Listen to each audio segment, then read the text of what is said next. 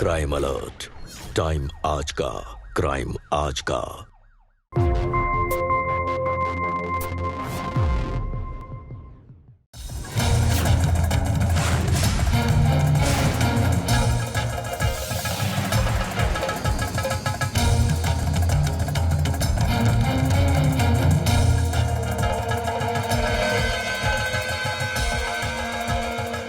आरती माफ कर दो, आरती माफ कर दो।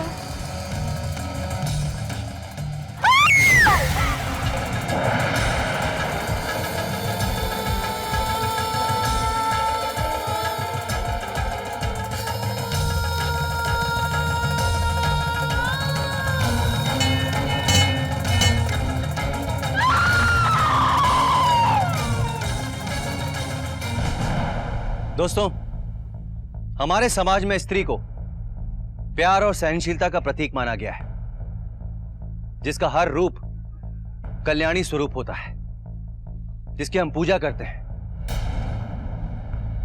लेकिन यह स्त्री कौन थी जिसने इतना भयावह रूप ले रखा था?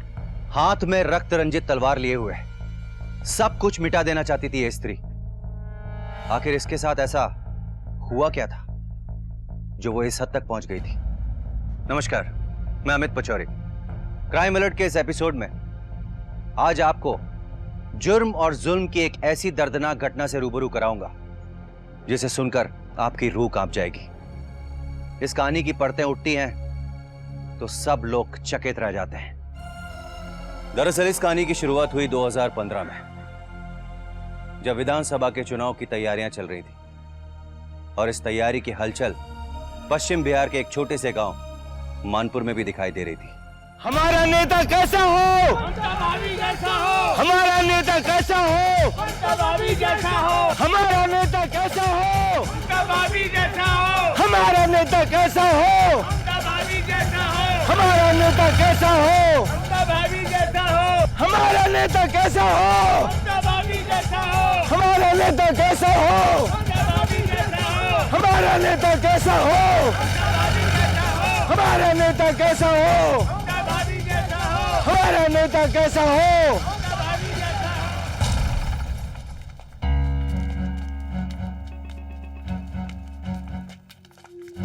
आप सभी का बहुत बहुत धन्यवाद, बहुत साथ दिए हैं आप हमारा। अभी के लिए आप लोग जाइए और जैसे ही हमको टिकट मिलेगा ना, जोरों शोरों से जुड़ जाइए। दीदी की जय हो! दीदी की जय हो! अरे बस बस बस बस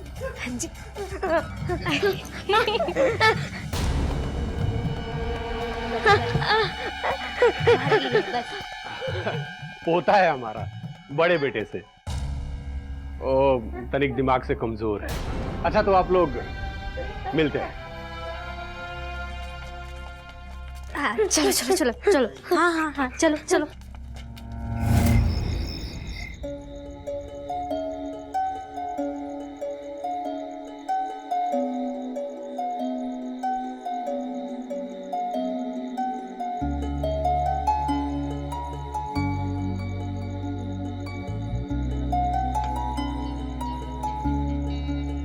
हम एमएलए बनते ही 5 साल में इतना कमा लेंगे कि हमारी 7 पुश्तें यहाँ बैठकर खाएंगी। और सुनो, तुम अपने पापा को फोन कर देना, वो हमसे बात करें। वो क्या है ना, पार्टी कमेटी में उनकी अच्छी पकड़ है। जी माँ जी, सुबह ही बोल दूंगी। और संतोष, मंडी के क्या हाल चल रहे हैं? वो भाव बहुत गिरा हुआ है।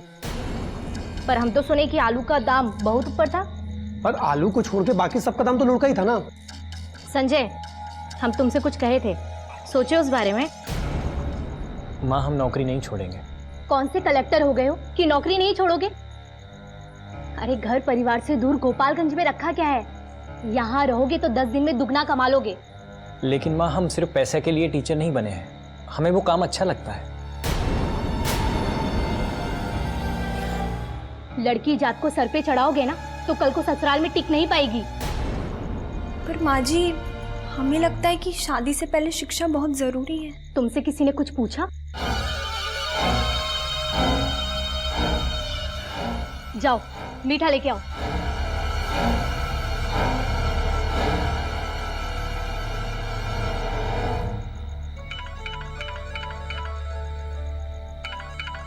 अरे नेताजी का फोन? हाँ नेताजी। अरे नहीं नेताजी, हम तो आप ही के फोन का इंतजार कर रहे थे। हाँ हाँ, अरे बोलिए ना। बहुत मिस्री घोल के बात हो रही थी उस नेताजी से। ये हमसे ज्यादा होशियारी नहीं, ये तो काट के धर देंगे तुमको भी और तुम्हारे उस नेताजी को भी। अरे आपके हाथ से मरना तो हमारा नसीब होगा। नहीं तो ऐसी कौन सी औरत है जिसे उसका आदमी इस उम्र में भी इतना प्यार करता है।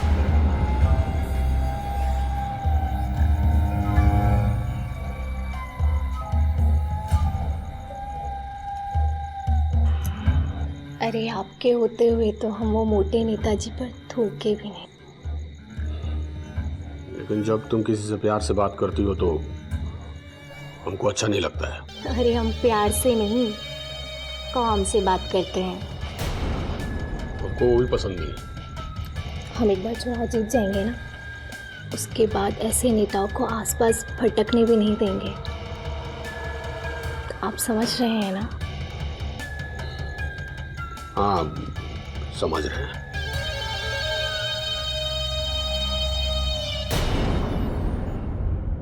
माँ जी जब मंडी के मामले में आप पर डाउट करती है ना तो खून खोलता है हमारा। हाँ वो तो है ही ऐसी। वैसे तुम कल सुबह जा रही हो ना, वापस कब तक आओगी? कम से कम 3-4 दिन तो लग ही जाएंगे। मगर हाँ, इतने दिन आप अपनी आंखें संभाल कर रखिएगा। मतलब क्या तुम्हारा? वही जो कल हम खुद देखे हैं।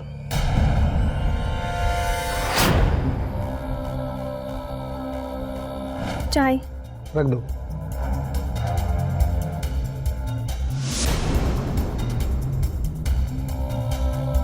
सुनो जी। जरा गिलास पानी दे दो ना।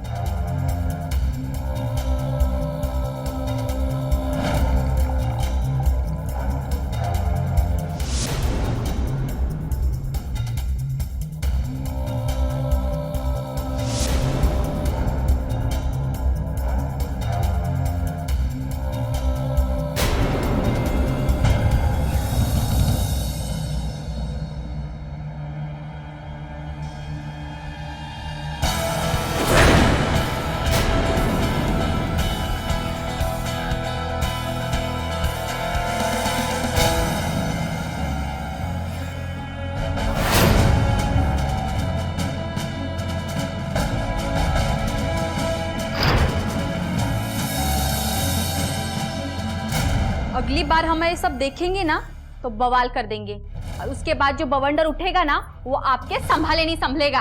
अरे मैडम, बहुत बड़ी गलतफहमी हो गई। ऐसा कुछ तो है ही नहीं। गलतफहमी एक बार होता है, बार बार नहीं। हमारा काम आपको चेताना था, आगे आपकी मर्जी।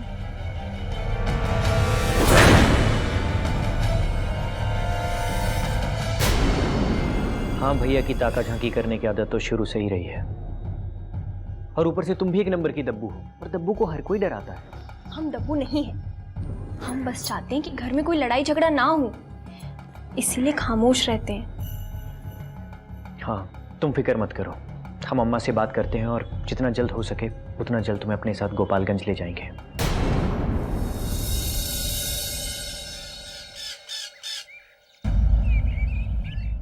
इसका मतलब है तुम बहू को लेकर इस घर से अलग होना चाहते हो? अम्मा हमारा ये मतलब नहीं था। हम जो कह दिए हैं कह दिए हैं। हमारे जीते जी इस घर के 2 फाक नहीं होने देंगे। पर अम्मा बस।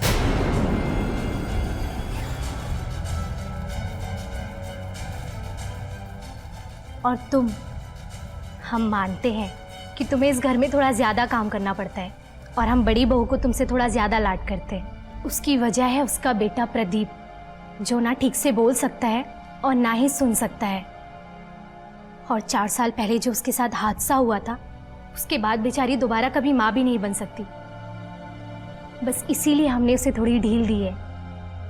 लेकिन तुम इन सब बातों के लिए अपनी आंखों में पानी मत लाया करो, समझी? पर माँ जी, हम तो कभी ऐसा सोचे ही नहीं है। हाँ अम्मा, हम तो बस ये कह रहे थे कि इस घर में हम ही हैं जो एमएलए बनने के लिए क्या कुछ नहीं कर रहे, लेकिन लोगों को बाहर पता चलेगा कि हमारा ही बेटा घर छोड़कर चला गया है, तो वो लोग हमारे लिए क्या समझेंगे कि अपना घर तो संभलता नहीं है, क्षेत्र क्या खाक संभालेगी।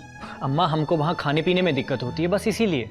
जी माँ जी, और वैसे भी ये तो हर 5वें दिन यहाँ आ ही जाते हैं, हम भी इनके साथ आ जाया करेंगे। जिस दिन तुम लोग ये घर छोड़कर चले गए ना, हम खुद पर पेट्रोल डाल के आग लगा लेंगे। बाकी आगे तुम लोगों की मर्जी है।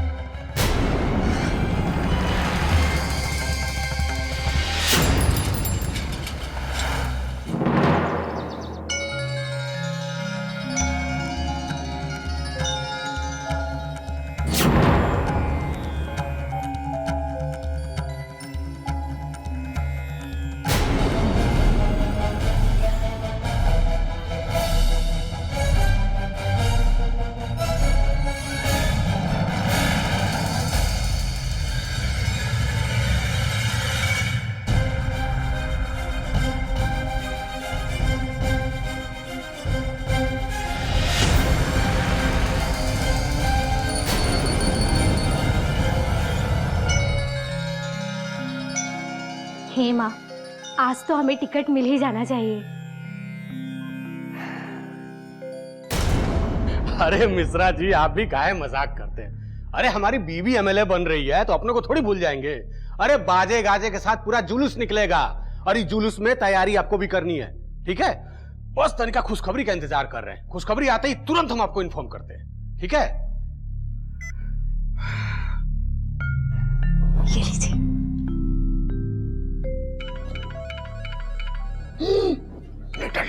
नेताजी। हाँ नेताजी, जी बोलिए, हम सुन रहे हैं। क्या हमको टिकट नहीं मिला? पर क्यों?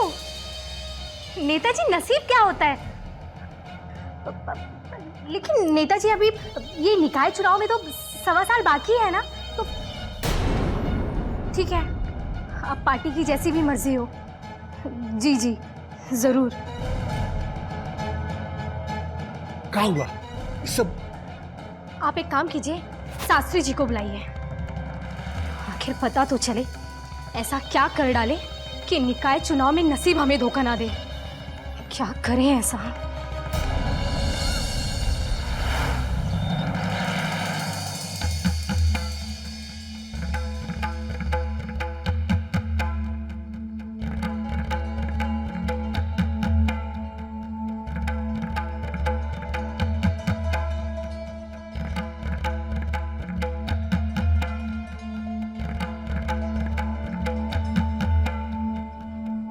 देखिए, आपके घर में जो दूसरे नंबर का पोता पैदा होगा उसका भाग्य बड़ा प्रबल होगा और उसकी वजह से राजयोग के सारे रास्ते खुल जाएंगे और अगले 25 सालों तक आपका कोई कुछ नहीं कर सकता। बस एक पोता पैदा होना चाहिए।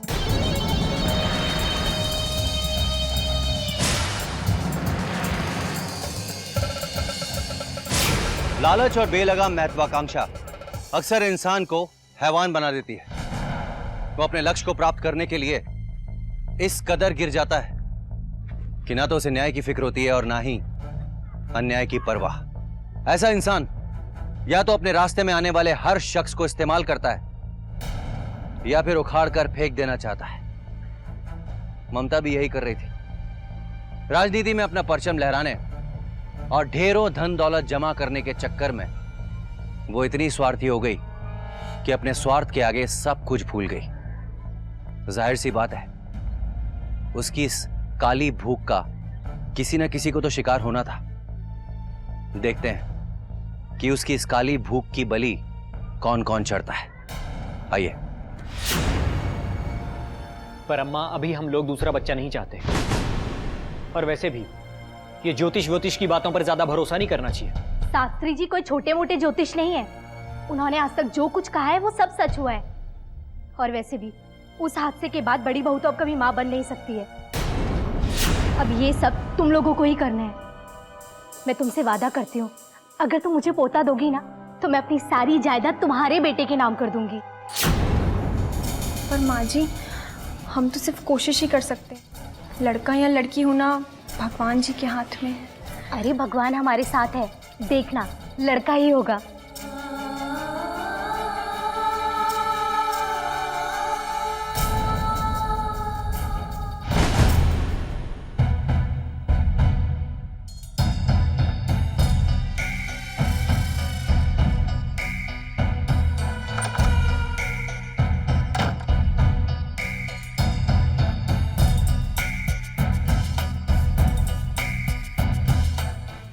क्या बात है, बहुत परेशान लग रही है।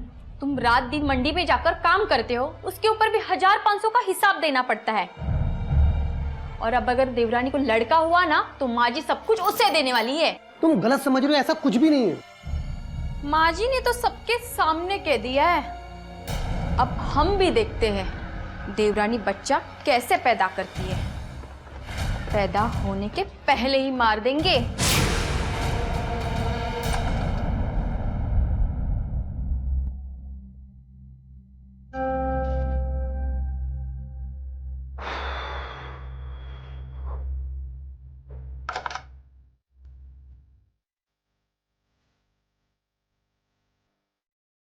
आरती, तुम कहाँ चली गई थी?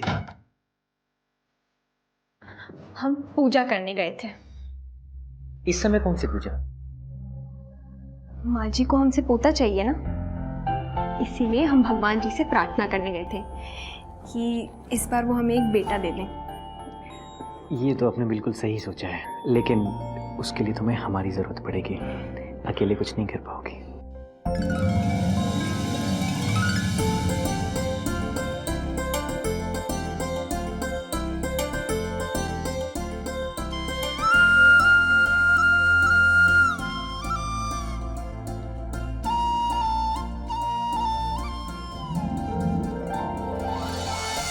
अच्छा जी, अब तुम स्टेप बाय स्टेप करके बताओ कि हम ऐसा क्या और कैसे करें जिससे माँ जी को पोता मिल जाए। अब आपको ये भी बताना पड़ेगा। अगर तुम नहीं बताओगी ना तो हम अभी के अभी गोपालगंज चले जाएंगे और फिर हफ्ता भर बाद ही लौटेंगे। देख लो। ठीक है, हम बताते हैं। तो स्टेप 1 है, आप जल्दी बताओ। आप ना सबसे पहले लाइट बंद कर दीजिए।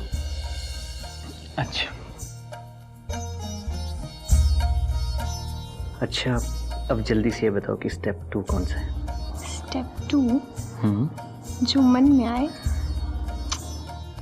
वो करो। अच्छा जी, मतलब आज किसी चीज की मनाही नहीं है? बकवास करने की मनाही है। अच्छा जी।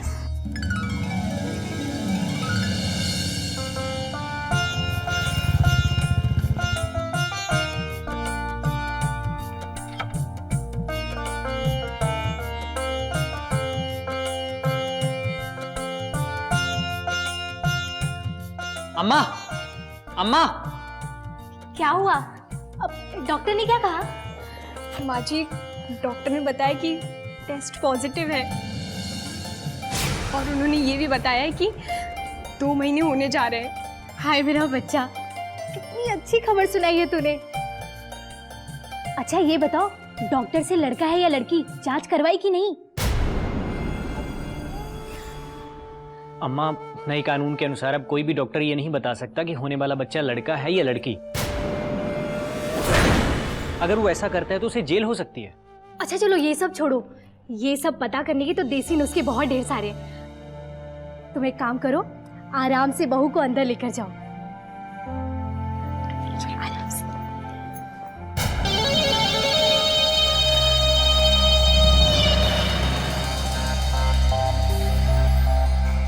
अच्छा मुझे बताओ, 2 और 2 कितने होते हैं?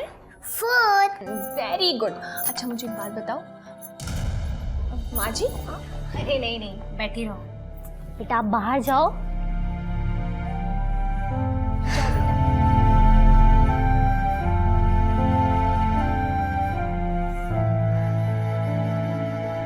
इसे पकड़ो।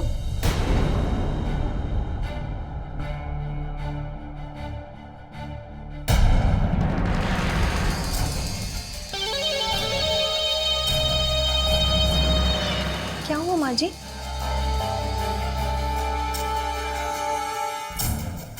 तुम लेट जाओ। पर क्यों?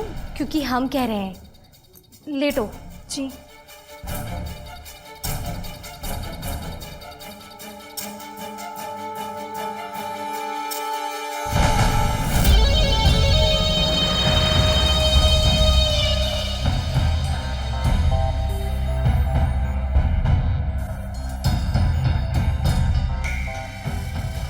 जी कुछ तो बताइए, क्या बात है?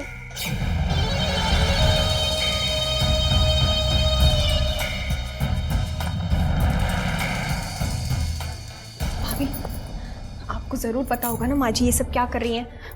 आप कुछ तो बताइए।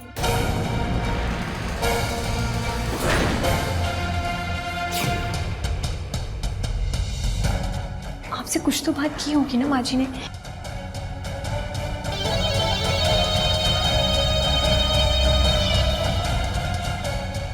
तुमको बच्चा ठहरे हुए 2 महीना हो गया है ना? जी माँ जी। और बाल भी बहुत गिर रहे हैं। जी। आरती, तुमको ये बच्चा गिराना होगा। पर क्यों? क्योंकि तुम्हारे लक्षण बोल रहे हैं तुम्हारे पेट में लड़का नहीं लड़की है। जी। देखो, हम समझ सकते हैं, लेकिन तुमने देखा ना, तुमने वो चाबी भी पतली तरफ से पकड़ी और वो अंगूठी गोल गोल घूम रही थी। तुमने देखा ना? देखो, ये सारे लक्षण बताते हैं कि तुम्हारे पेट में लड़का नहीं लड़की है। माँ जी, ये सब झूठ है, अंधविश्वास है। इन सब बातों पर भरोसा करके आप इतना बड़ा कदम कैसे उठा सकती है? हम एक नर्स को जानते हैं जो शाम को यहाँ आएगी। हमको पोता चाहिए, पोती नहीं, समझी? पर माँ जी, भाभी आप तो मेरी बात सुनिए।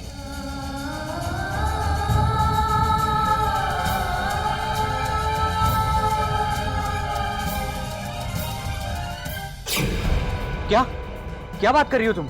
ये ऐसे कैसे हो सकता है? देखो, तुम मना कर दो, बोल दो कि हम आ रहे हैं। हाँ, बस निकल ही रहे हैं।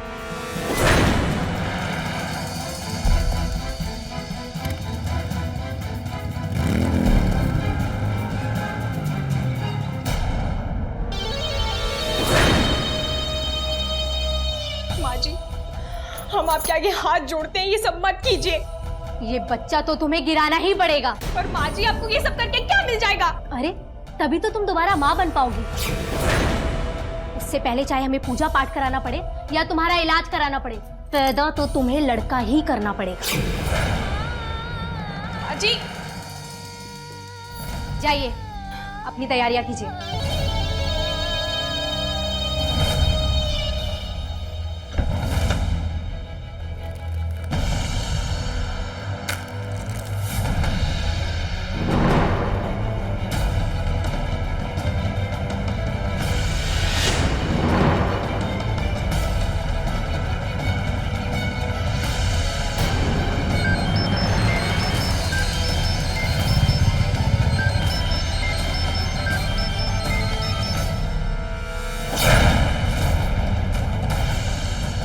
हेलो आरती,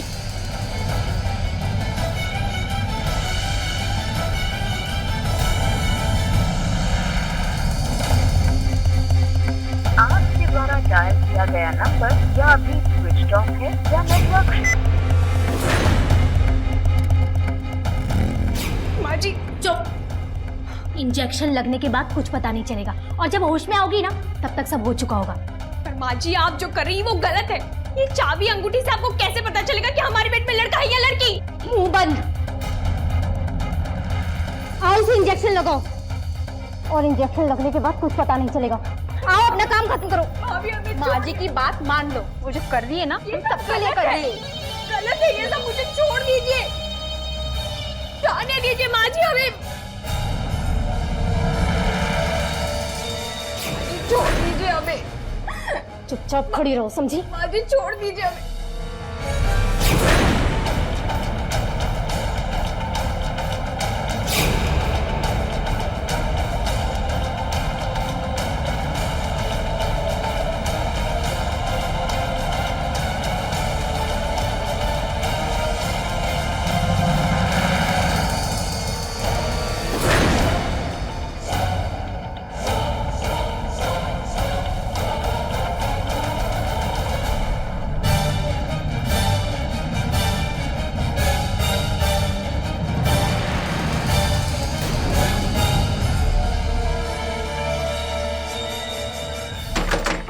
आरती, दरवाजा खोलो। आरती, अम्मा, अम्मा।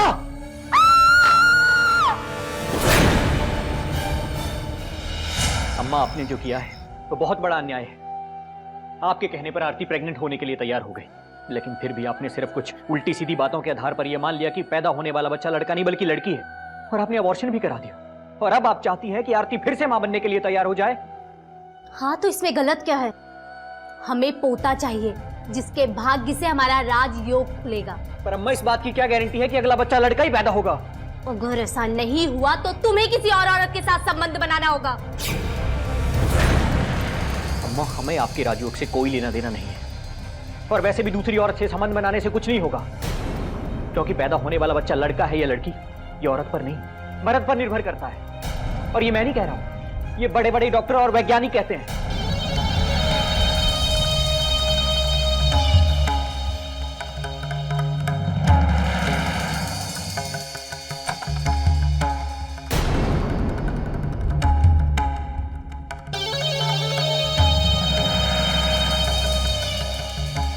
दूसरी औरत से संबंध बनाने से कुछ नहीं होगा, क्योंकि पैदा होने वाला बच्चा लड़का है या लड़की, ये औरत पर नहीं मर्द पर निर्भर करता है। और ये मैं नहीं कह रहा हूं, ये बड़े बड़े डॉक्टर और वैज्ञानिक कहते हैं।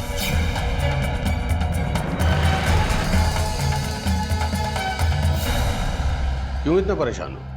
हमको संजय कह रहा था कि जैसा बीज बोते हैं वैसा ही फल होता है। संजय को पहले भी एक लड़की है और अब भी लड़की ही पैदा होने वाली थी। इसका मतलब समझते हैं आप? तुम ही समझा दो।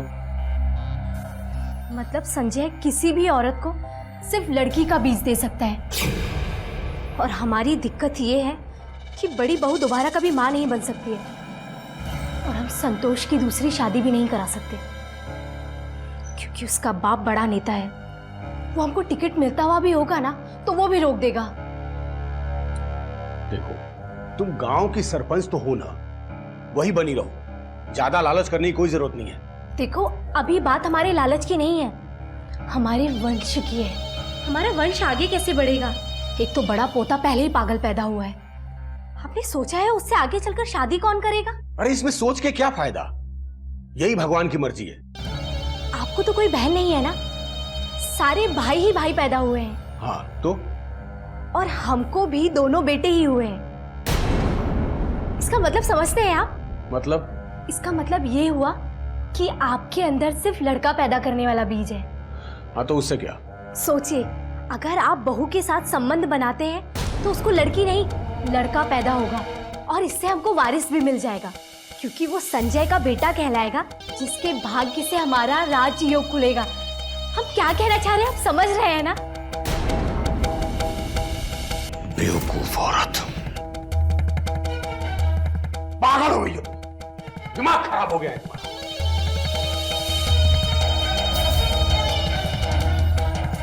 आप हमारी बात समझने की कोशिश कीजिए ना।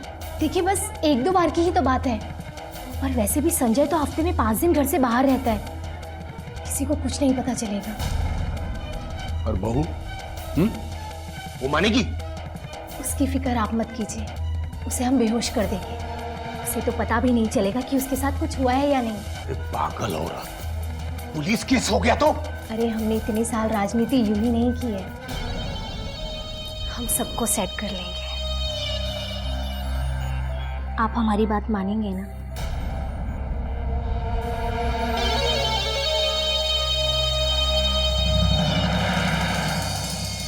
कहते हैं कठोर मेहनत और मजबूत इरादों से इंसान अपने नसीब को बदल सकता है। वो हासिल कर सकता है जो वो जीवन में हासिल करना चाहता है। राजनीति में भी यही नियम लागू होता है। अगर कोई इंसान जाकर लोगों के बीच मेहनत करे, उनका विश्वास जीते और अपनी बात उन तक पहुंचाए, तो उसे राजनीति में कामयाबी मिल सकती है। लेकिन ममता ने इसके विपरीत किया। उसने अपने नसीब को बदलने के लिए बड़ा ही गंदा और घिनौना रास्ता इख्तियार किया, जिसकी सत्यता का कोई आधार नहीं था। उसे लगा कि अगर उसके एक और पोते का जन्म हो गया तो उसकी कुंडली में राजयोग आ जाएगा। ये पागलपन के अलावा और कुछ भी नहीं था। यहां तक कि अपनी बहू आरती की जान और भावनाओं के आगे अपने स्वार्थ को सिद्ध करने के चक्कर में वो एक ऐसी दलदल में धंसती चली गई जहां से निकल पाना बहुत ही मुश्किल था। हाँ बेटा, यहाँ सब ठीक है। तुम बताओ, तुम कैसे हो? हाँ, हम तो तुम्हारी बात समझते हैं बेटा। लेकिन यही बात तुम अपनी जोरू को समझाओ ना। उसे बोलो जो कुछ भी हुआ है उसे भूल जाए और खुश रहा करे। आरती, ये लो, हल्दी वाला दूध पी लो। हाँ संजय, अभी वो दूध पी रही है।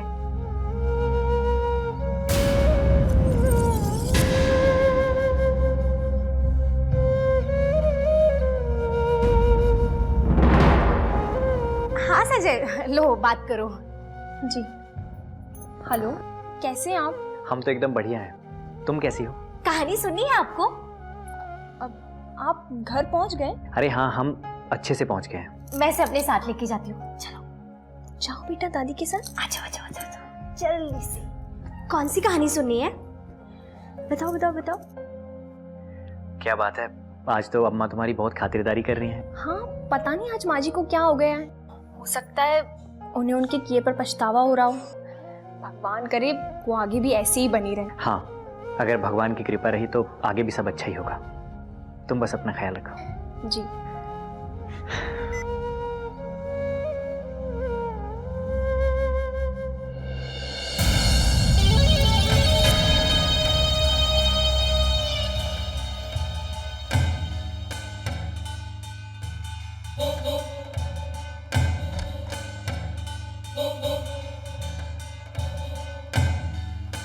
आरती, आरती बहू,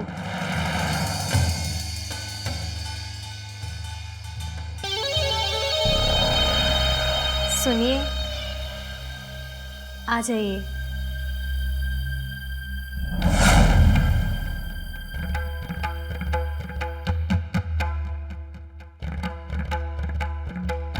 दूध में मिलाई हुई दवा ने अपना काम कर दिया है। अब सुबह तक इसकी कोई गर्दन काट के भी ले जाएगा ना तो इसे कुछ पता नहीं चलेगा। हम चलते हैं, बाकी आप संभाल लीजिए।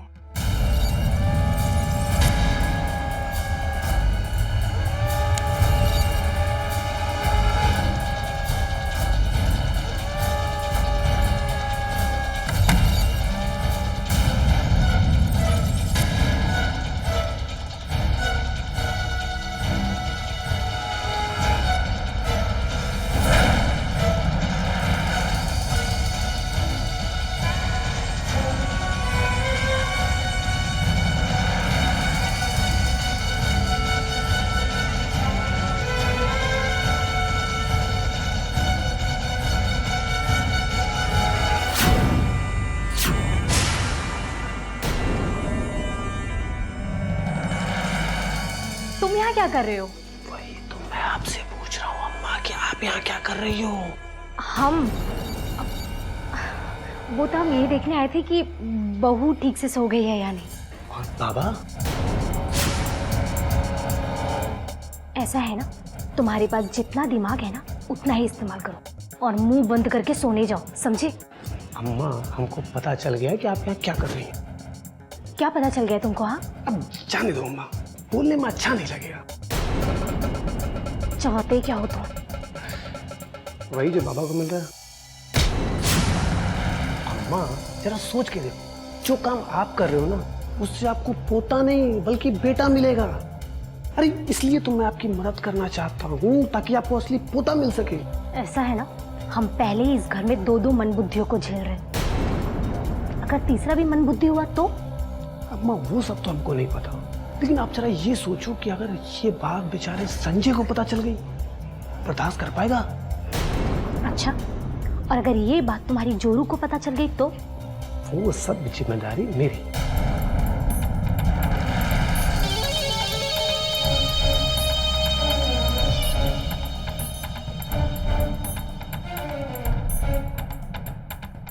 ठीक है, तुम्हारे बाबूजी बाहर आएंगे तो तुम अंदर चले जाना।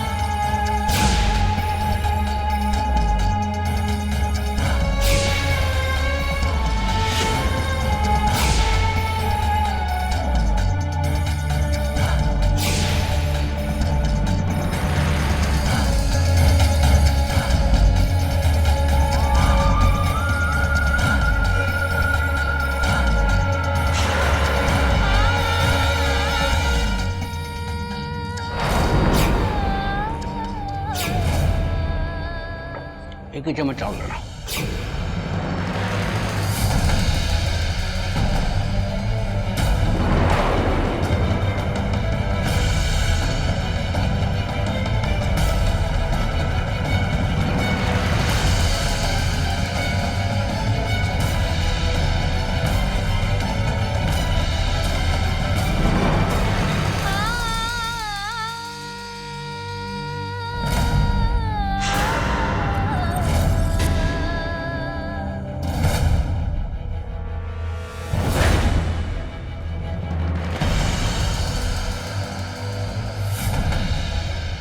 आरती, ये क्या हाल बना रखा है?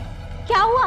अब नकाब ओढ़ने की कोई जरूरत नहीं है, हमें सब पता चल गया है।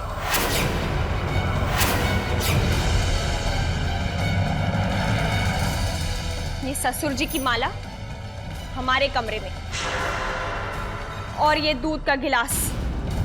अब जो भी कहना है अपने बेटे से कहिएगा, हमने उन्हें फोन कर दिया है, वो आते ही होंगे।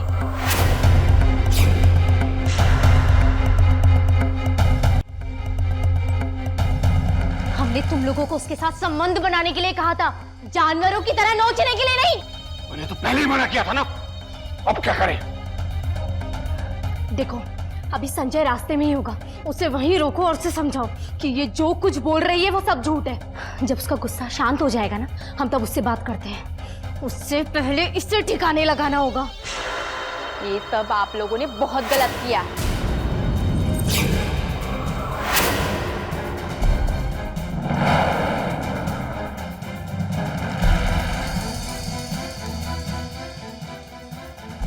सही और गलत बाद में देखना, मगर इस वक्त हमारा साथ दो, वरना हमारे साथ तुम भी जेल में चक्की पीसोगी और तुम्हारा बाप भी कुछ नहीं कर पाएगा।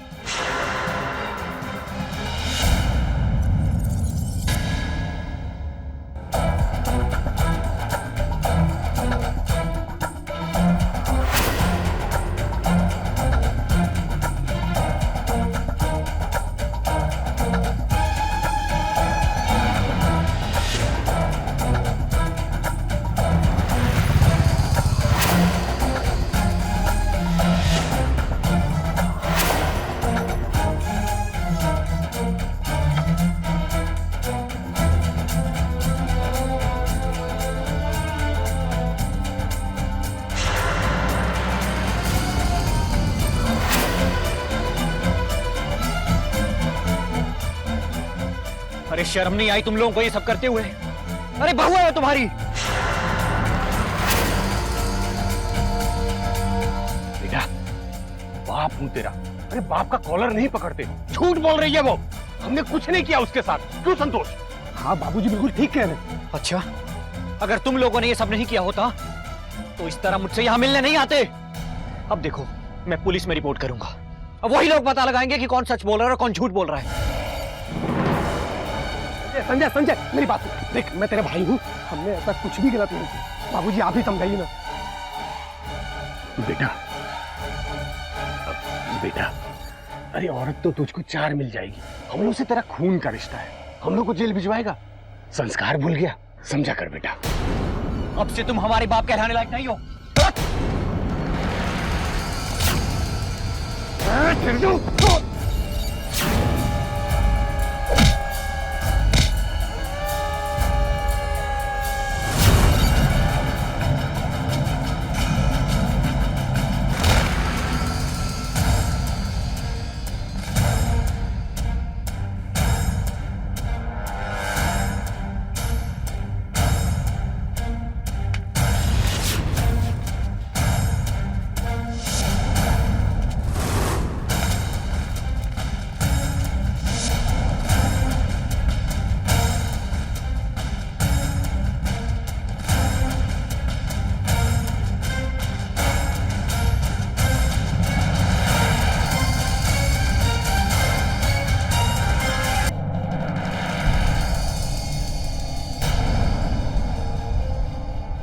क्या करें? इसकी लाश को कहीं दूर ले जाकर ठिकाने लगा देते हैं, कभी किसी को कुछ पता नहीं चलेगा। हाँ बाबूजी, लेके चलते हैं।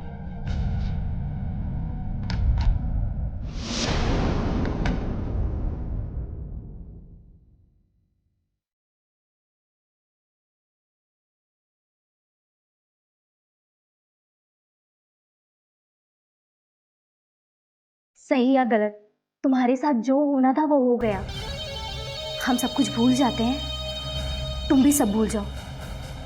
देखो, तुम हमें बस एक पोता दे दो, हम तुम्हें दुनिया की सारी खुशियां दे देंगे। अरे इस तरह कब तक जिंदगी जियोगी?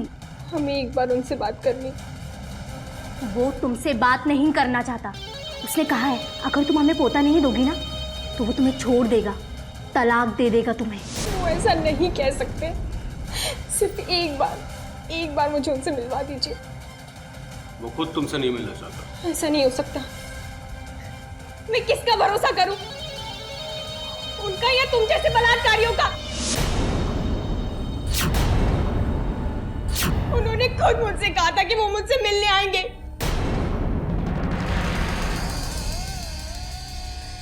सच बताओ, क्या किया तुम लोगों ने उनके साथ? मार डाला उसे। सारा रिश्ता नाता भूल के अपने बाप भाई को जेल भेजना चाहता था वो।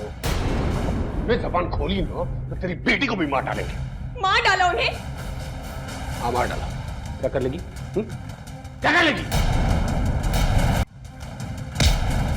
नीतू!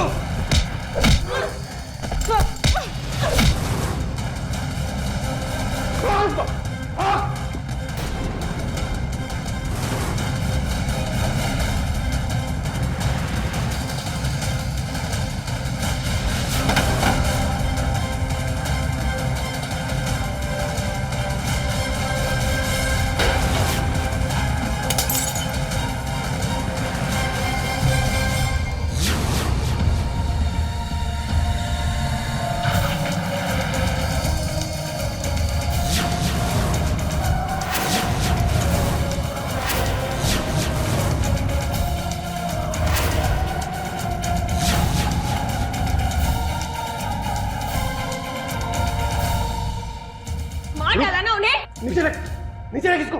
अब मैं तुम सबको मार डालूंगी।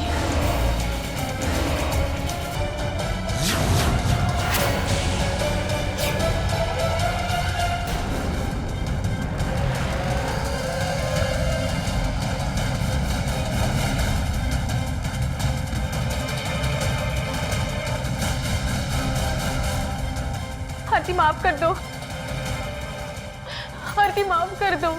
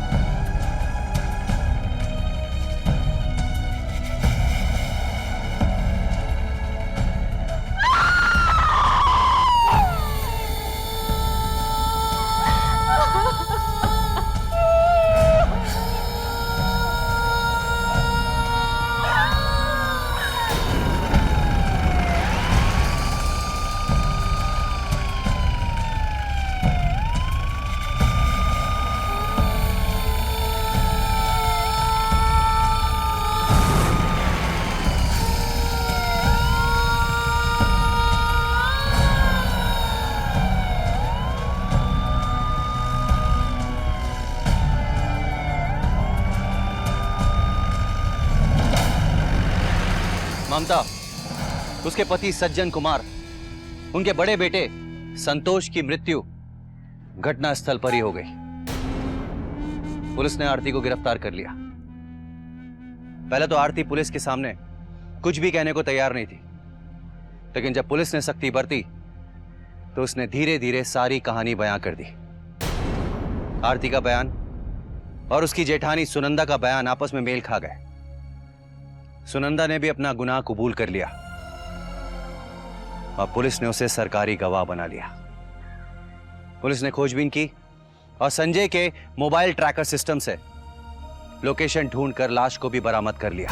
आज आरती जेल में है और अदालत का फैसला आना बाकी है। काश ममता ने अपने लक्ष्य को प्राप्त करने के लिए सीधा साधा रास्ता इख्तियार किया होता। काश उसने अपने स्वार्थ से पहले अपने परिवार को मान्यता दी होती तो आज उसके परिवार को यह दिन नहीं देखना पड़ता। माना कि आरती के साथ अन्याय हुआ है, लेकिन उसकी भी गलती थी। उसे कानून अपने हाथ में नहीं लेना चाहिए था, बल्कि कानून का सहारा लेना चाहिए था, जो उसने नहीं किया। आज उसकी बेटी उसके रिश्तेदारों के पास है, लेकिन मां की कमी कोई पूरी नहीं कर सकता। इसी के साथ मैं अमित पचौरी क्राइम अलर्ट के इस एपिसोड में विदा लेता हूं आपसे। वादा करता हूं कि अगले हफ्ते फिर उपस्थित होऊंगा किसी दिल दहलाने वाली कड़ी के साथ। दोस्तों, क्राइम से बचना है तो अलर्ट रहना होगा। याद रखिएगा, it's better to be safe than sorry.